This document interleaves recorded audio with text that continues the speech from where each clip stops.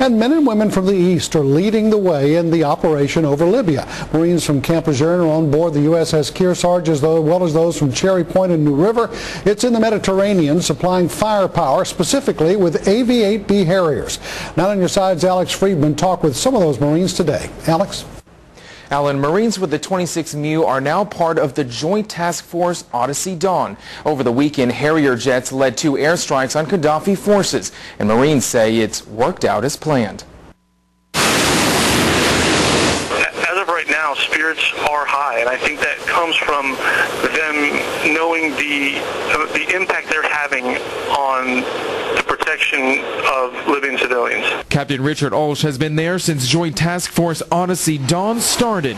2 airstrikes led by North Carolina Marines are designed to protect the people of Libya, and first on the list, protect the city of Benghazi from Qadhafi forces. We were able to strike at the rear elements of a forward unit, essentially cutting them off from their lines of communication and debilitating Qadhafi's forces. The second, 100 miles south of Benghazi, just outside the city of Ajdubaya. It was aimed at some more armored units, specifically tanks and some mobile artillery units. The 26th MEU is made up of Marines from Camp Lejeune, Cherry Point, and New River Air Base. For now, it's been the Marines from Cherry Point and their AV-8B Harriers leading the way. However, the 26th MEU gives commanders some options. Of course, situations change, and we remain flexible, and with 1st Battalion, 2nd Marines aboard, we have that flexibility. But at this moment, we're concentrating on just protecting the civilians. The U.S. Kearsarge is part of a larger force called the Amphibious Ready Group. It allows Marines to launch airstrikes from just about anywhere in the world, and of course the Harrier jet goes a long way to help in that. I'm Alex Friedman, Eyewitness News 9, on your side.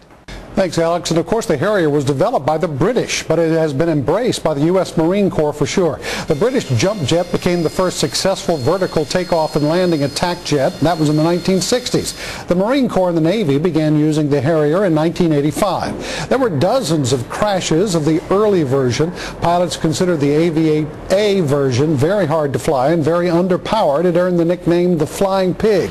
AV-8B model, however, improved along with training. Its ability to take off and land at a damaged or non-existent runway means it can deploy close to the front lines for very close support of U.S. Marines.